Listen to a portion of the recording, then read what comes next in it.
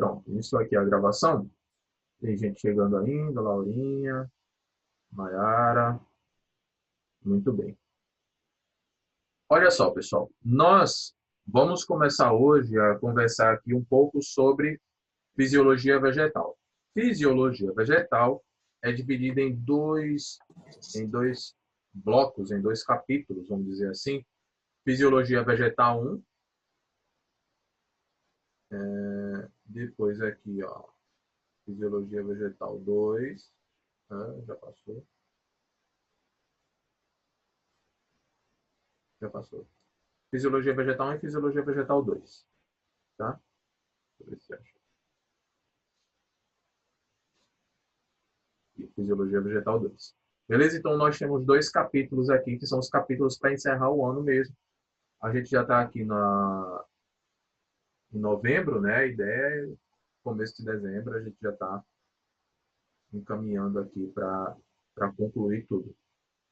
Então, a gente tem fisiologia vegetal 1 e fisiologia vegetal 2. Tá certo? A gente começa hoje a fisiologia vegetal 1. Agora, preste atenção. Fisiologia está relacionada a estudo de quê? A gente já viu tanta coisa de planta, né? E agora, a gente falou sobre classificação das plantas, falou sobre características gerais, falou sobre... chegando... A gente falou sobre histologia vegetal, né, que é o estudo dos tecidos. Falamos sobre organologia vegetal, que é o estudo dos órgãos das plantas, de raiz, caule, folha, flor, fruto, semente, das angiospermas. E agora a gente está indo para fisiologia vegetal. Tudo que tiver fisio alguma coisa faz relação a funcionamento dessa alguma coisa. Tá certo? Então, fisiologia é o estudo do funcionamento do nosso organismo. Tá legal? Então, a gente tem fisioterapia como sendo algum processo que a gente faz para voltar a funcionar alguma parte do corpo quando a gente tem algum tipo de lesão. Você sofre um acidente, vai fazer fisioterapia para voltar a funcionar, tirar uma perna que machucou, um braço, algo do tipo. Então, estudo, fisio, funcionamento. Logia, estudo do funcionamento de alguma coisa. A gente está falando de fisiologia vegetal, né? Falando de plantas direto aqui. A gente está falando de fisiologia, ou seja, do funcionamento das plantas. Professor, mas a gente já falou do funcionamento das plantas. Já falamos dos tecidos, falamos dos órgãos, né?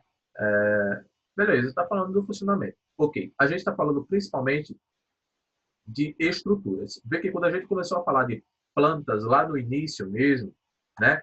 Lá no início, a gente estava falando de planta, características gerais das plantas. Aí plantas são autotróficas, são fotossintetizantes, são eucariontes, pluricelulares. Aí você observa como é que é a estrutura de uma célula de uma planta. Aí você falou, aí a gente conversou né, sobre a, a a parede celular, né, formada de celulose, falamos sobre cloroplastos, falamos sobre a fotossíntese, né, como é que era realizada, enfim. Passamos daquele contexto ali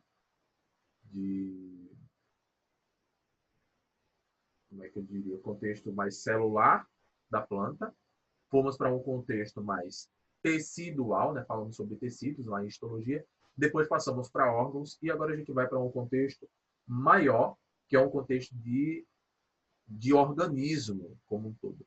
Como é que a planta como ser vivo funciona, tá? Só que a gente vai pegar agora conceitos que a gente construiu até aqui, entende? Não dava para a gente pegar a fisiologia logo de cara, tá? Então, para isso, a gente vai estudar fisiologia em dois blocos aqui. Primeiro, a gente vai falar sobre absorção de nutrientes, transpiração e translocação de seco, tá? Então, vamos lá para a gente ficar por dentro. Tem aqui o seguinte, ó. Poluição do ar afeta o crescimento de árvores em São Paulo. Usando como modelo a tipuana, Tipuana tipu, uma das espécies de árvores mais comuns em São Paulo, pesquisadores do Instituto de Biociências da USP mostraram que os poluentes atmosféricos restringem o desenvolvimento dessas plantas, interferindo também nos serviços ambientais por elas prestados. Os pesquisadores analisaram amostras de 41 tipuanas localizadas em diferentes distâncias do polo industrial de Capuava, em Mauá. Com auxílio de um instrumento semelhante a uma broca de uma furadeira, mas com o interior oco, foram extraídas amostras cilíndricas de cascas e dos anéis de crescimento. Ao analisar a composição química das cascas e o tamanho dos anéis de crescimento, os pesquisadores conseguiram medir a variação dos níveis de poluição do ar por diversos elementos químicos e que as plantas foram expostas. Aqui as plantas foram expostas. As árvores mais próximas às vias de tráfego e expostas a concentrações mais altas de alumínio, bário e zinco, geradas pelo desgaste de peças de automóveis, tiveram menor crescimento ao longo dos anos. O material particulado, com tamanho de até 10 micrômetros, emitido pelo polo industrial, também reduziu em até 37% a taxa de crescimento do diâmetro das árvores mais próximas à área. Constatamos que as árvores expostas mais diretamente à poluição do polo industrial apresentaram um crescimento menor de diâmetro do caule ao longo de seu desenvolvimento, em comparação com as plantas de exposição média e baixa, afirmou Locoselli. De acordo com os autores do estudo, os metais pesados e o material particulado influenciam o desenvolvimento das árvores ao mudar as propriedades ópticas da superfície das folhas. Dessa forma, aumentam a temperatura e reduzem a disponibilidade de luz para a fotossíntese da planta. Além disso, podem reduzir as trocas gasosas das árvores e, ao se acumular nos estômatos foliares, a gente vai falar disso, o artigo The Higher Pollution and Climate on the Growth of Urban Trees pode ser lido na íntegra no site Science Direct. Beleza. Muito bem. Observe o seguinte. A gente está falando aqui sobre tipos de ambientes diferentes que influenciam, né, dependendo da concentração de poluentes, influenciam no desenvolvimento da planta. Observe o seguinte. Está mostrando aqui que os pesquisadores chegaram lá, num ambiente lá em Mauá, que tinha uma concentração grande de poluentes naquela área, e por conta dessa concentração de poluentes, os anéis das plantas e a casca acabaram acumulando esses poluentes. E isso é possível observar através do experimento, né, da pesquisa aqui da galera da USP. Aí vamos lá. A questão 1 diz assim: com a poluição, como a poluição do ar influenciou no crescimento das árvores? Como é que a poluição do ar ela pode influenciar no crescimento das árvores? Aí vamos lá. Tem alguns pontos que foram colocados aqui. Deixa eu ver se eu acho aqui, ó. Mas enfim, pegar alguns pontos aqui.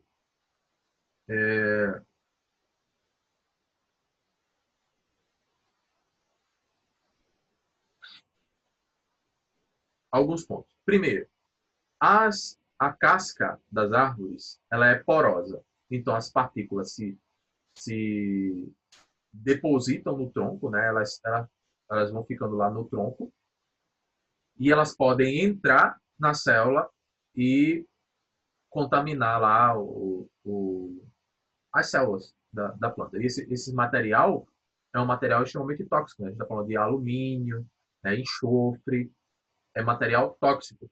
Ele consegue entrar na árvore e impedir ali o seu desenvolvimento correto.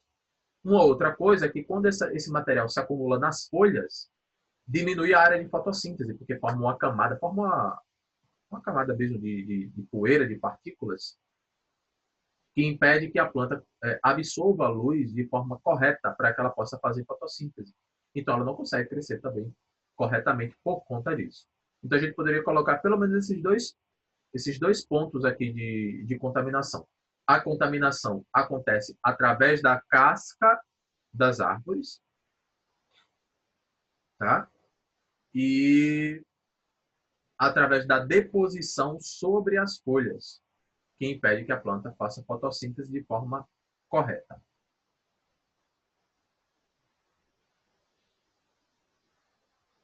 Muito bem.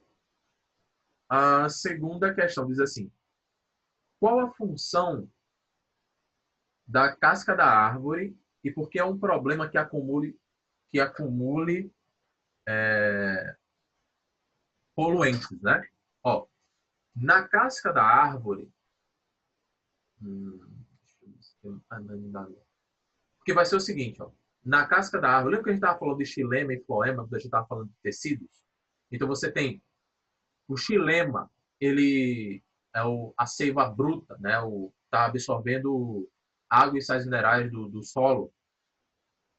E esse material ele é transportado pelo meio da planta, enquanto que o floema ele é transportado, né? Ele transporta, na verdade, a seiva elaborada na parte mais externa da planta. Então, xilema bem pelo meio, floema mais pelas extremidades, pegando até partes da casca, tá? Então a gente pode dizer o seguinte: a casca ela vai fornecer proteção, né? Proteção, mas também transporte de substâncias orgânicas, que é o quê? A seiva elaborada. É a seiva depois do processo da fotossíntese, tá? Já passou pela fotossíntese, né? Já veio a seiva bruta, né? Lá nas folhas e tal. Aconteceu a fotossíntese e está vindo a seiva elaborada pela região mais externa. Então, nessa região mais da casca, se acumula seiva elaborada. Se acumula não, é transportada a seiva elaborada. Se os poluentes vão estar por lá também, esses poluentes vão estar sendo transportados com a seiva elaborada, tá? Podendo afetar seu crescimento. Tá bom? Vamos lá? Beleza. A gente vai começar conversando sobre a absorção de nutrientes, ou seja, sobre o transporte da seiva bruta, ok? Vamos lá. Como eu estava falando agora, nós temos dois tipos de transportes aqui mais claros. O transporte da seiva bruta e o transporte da seiva elaborada. Seiva bruta, rica em água, sais minerais.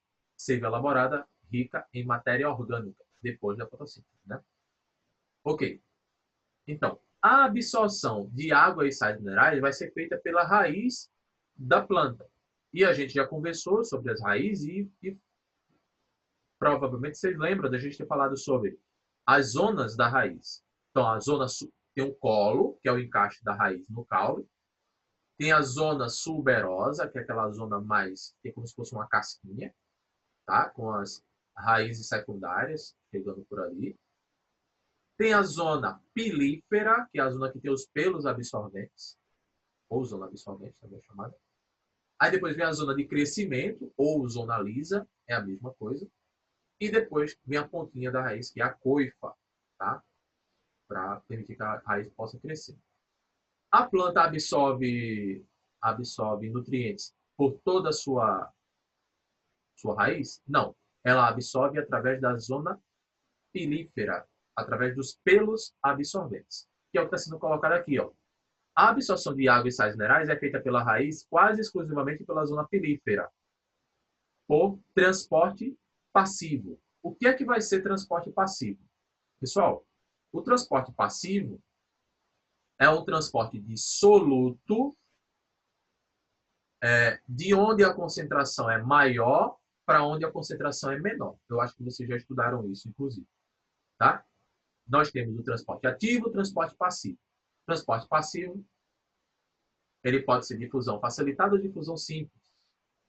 Tá? Não sei se vocês lembram. Tem a osmose também, que é transporte de água, e assim vai.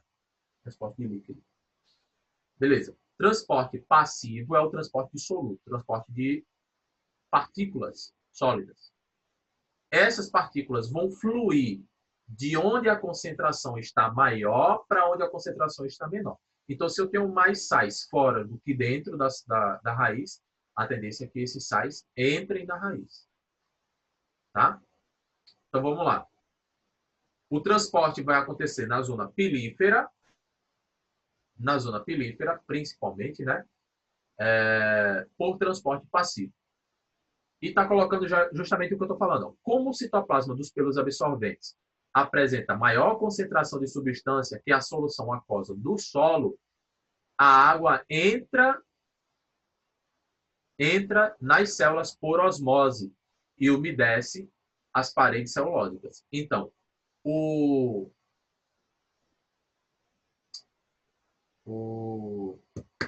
os sais, eles entram por transporte passivo e a água entra por osmose. A água vai entrando por osmose. Tá? Então, você tem pelo menos dois transportes aqui. Transporte de soluto e o transporte de solvente. Soluto, transporte por transporte passivo e solvente, o transporte por osmose. Dois tipos de vias podem servir para que esse transporte aconteça. Nós temos a água, que pode ser transportada por via apoplástica ou por via simplástica. Qual vai ser a diferença? Esse apoplástica está relacionado a um transporte que acontece entre uma célula e outra. Ele não vai por dentro das membranas das células. Já a via simplástica é quando o nutriente, né, ele está caminhando de uma célula para outra, de uma célula para outra, de uma célula para outra, até chegar na região central, porque é onde vai transportar a seiva bruta. Ok? Então, eu tenho aqui, ó, via apoplástica. Por esta via, a água absorvida passa de uma célula a outra sem atravessar a membrana plasmática ou citoplasma. Esse trajeto lento e constante é feito até a endoderme. Aí a gente tem aqui, ó, deixa eu pegar aqui, ó, via apoplástica, ó, entre uma célula e outra. Vai indo aqui entre uma célula e outra, tá? Passando aqui a endoderme e chegando aqui nessa região mais central, que vai ser o quê? O xilema, né? Transporte aqui do xilema. Beleza? Já a via simplástica vai vir por aqui, ó. Entra pelo pelo absorvente e vai passando de uma célula para outra, de uma célula para outra, de uma célula para outra, até chegar no xilema. Vamos lá. No trajeto da via apoplástica, até chegar à endoderme, você tem um tipo de barreira, né? Que é chamado de estrias de Caspari, tá? Que é justamente essa barreira aqui da endoderme, que faz a divisão aqui dessa região, que é o córtex, tá? Aqui é a epiderme, a região mais externa. Isso aqui tudo é chamado de córtex. E aqui a gente tem, ó, a endoderme com as estrias de Caspari aqui, ó. Tá? Os vasos aqui dentro, vermelhos, ó, são os vasos que vão estar recebendo a seiva da via apoplástica e os vasos em azul que vão estar recebendo da via simplástica. Na via simplástica vai acontecer o seguinte, ó. Por esse processo, a água passa de uma célula para outra, atravessando a membrana plasmática e o citoplasma, né? De uma célula e outra, de uma célula e outra. A entrada de água no pelo absorvente se dá por osmose, como a gente falou, né? De onde a concentração de nutrientes é menor para onde a concentração é maior. Então, para diluir o nutriente que está dentro da estrutura vegetal, a água entra na célula. Então, quando ela entrar, ela vai caminhando de uma célula para outra. A partir daí, como o citoplasma das células adjacentes são ligados pelos plasmodesmos, que são essas zonas de contato entre uma célula e outra, né, formando pequenos canais, a água passa por eles e chega ao cilindro central, atravessando as células da endoderme por meio do simplástico. Todo o trajeto é feito pelos plasmodesmos que permitem a passagem da água pelo periciclo até a chegada nos vasos do xilema. Então, chegando lá no xilema. Tá. Esse esqueminha aqui, ó, esse esquema, vocês devem lembrar de quando viram transporte. Vocês viram lá célula, aí virou membranas, aí tem lá transporte através de membrana. Aí traz essa informação aqui. Vamos lá. Sim, deixa eu colocar uma pequena informação. No caso da absorção dos sais minerais, estes se ligam a uma proteína transportadora específica e entram na célula consumindo moléculas de ATP. A reação lembra a atividade enzimática. Então, a gente tem aqui, ó.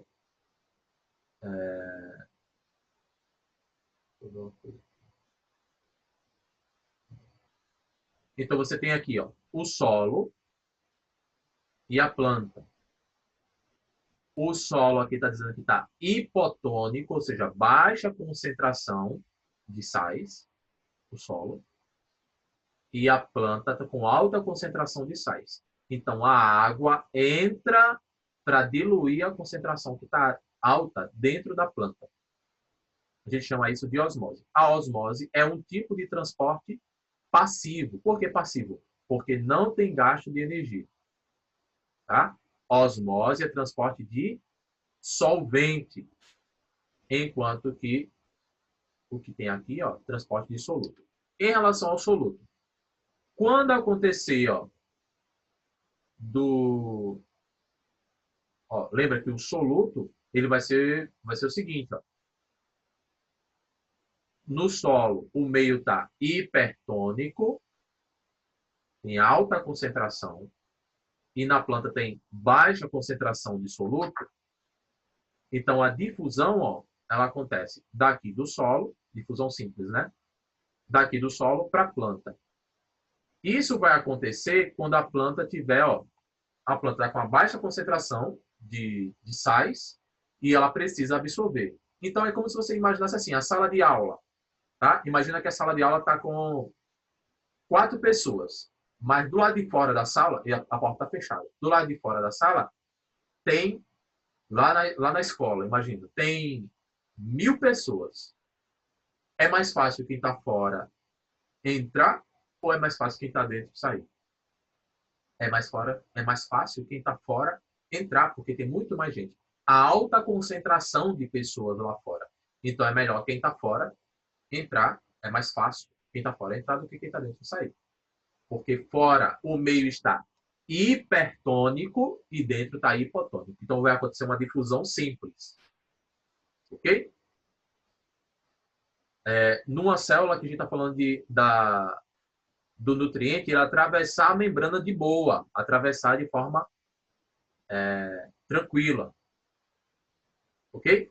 Agora, se precisar de alguma ajuda para entrar, né? Pegar o exemplo da sala de aula. Se precisar que fique alguém na porta para dizer assim, não, vem agora tu, tá? Se precisar de alguém para ajudar, a gente vai chamar de difusão facilitada. Ok? Difusão facilitada é aquela que acontece de onde a concentração está maior para onde a concentração está menor, só que com o auxílio de alguma molécula carregadora, que normalmente é uma proteína, tá? Uma enzima. Ok? Então, se for transporte de água, osmose do meio hipotônico para o meio hipertônico.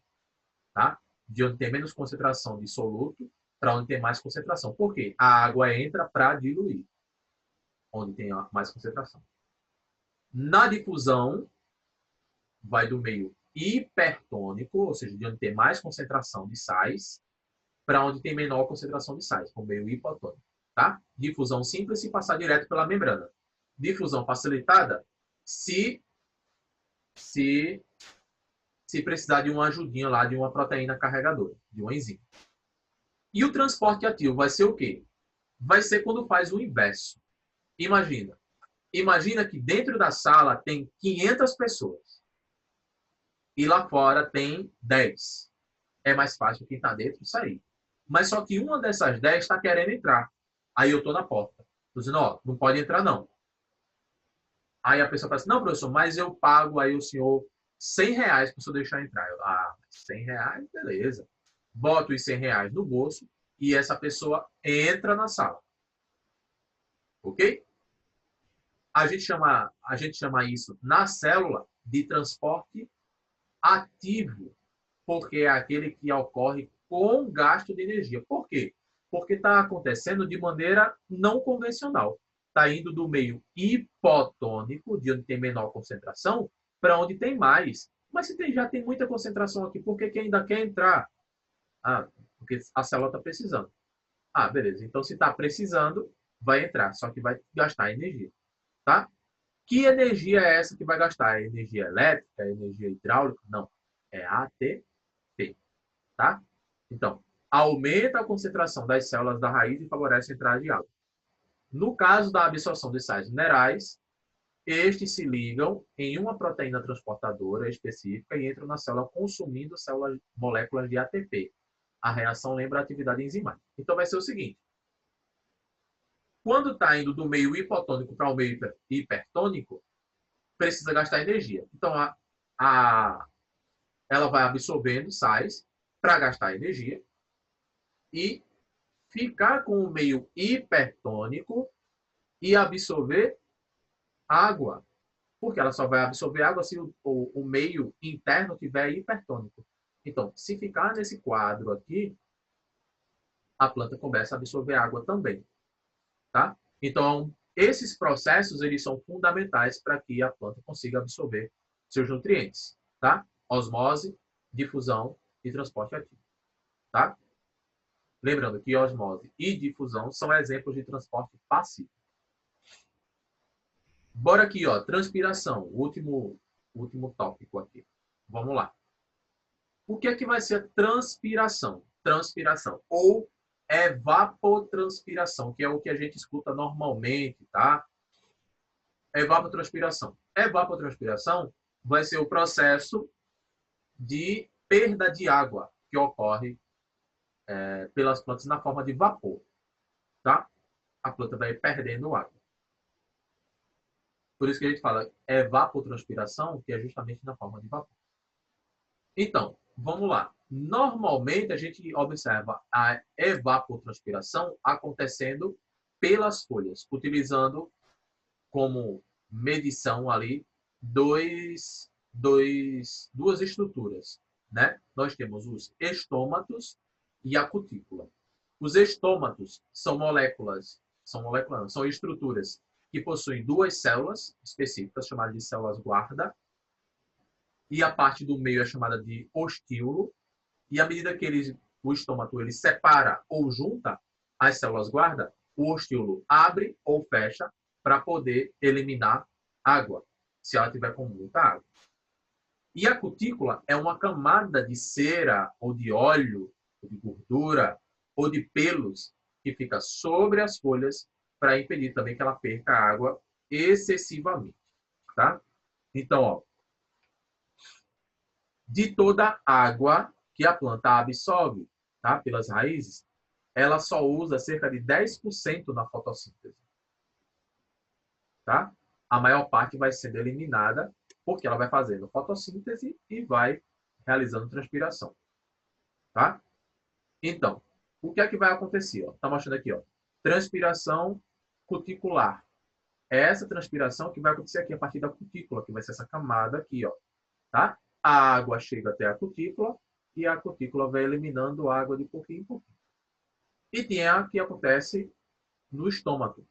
Tem aqui, ó, o espaço entre as células e a abertura aqui, ó, no meio do estômago. Então, essa água vai sendo eliminada aos poucos dependendo do controle aqui que o estômago está fazendo. Se o estômago ele abre ou fecha. Tá? Então, nós temos aqui o parênquima palissádico. Lembra que a gente falou? Parênquima palissádico, que é para fotossíntese, ó. Armazenamento de clorofila. E aqui a gente poderia dizer que é o parênquima aquífero, né? Que armazena água para que a planta... Aqui é o espaço intercelular, mas tem parênquima aquífero também aqui embaixo, que é para a planta armazenar água e depois ela ir eliminando à medida que ela vai necessitando. Ok? Tem aqui uma pequena atividade, pessoal. Se vocês acharem interessante fazer, eu recomendo, tá? Diz assim, ó. Observando a transpiração. Materiais, saco plástico e alguns galhos de algumas plantas, se tiver aí. Aí vem assim, ó.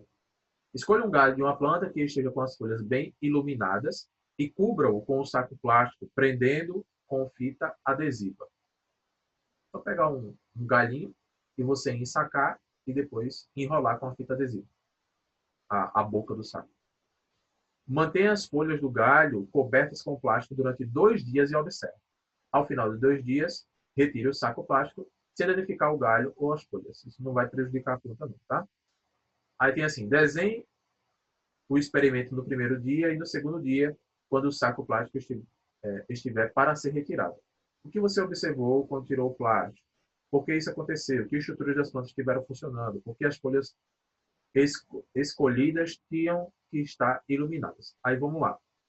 Aqui o que é que vai acontecer? Provavelmente, dentro vai ficar cheio, vai formar água, né? Vai ficar com as gotículas d'água no saco, que é justamente por conta do processo de evapotranspiração. A planta vai perdendo água, porque está acontecendo fotossíntese, porque ela está absorvendo água pelas raízes, ela vai perdendo água e essa água vai se acumular no saco.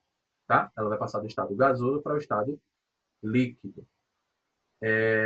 Então aqui está falando, ó, transpiração cuticular.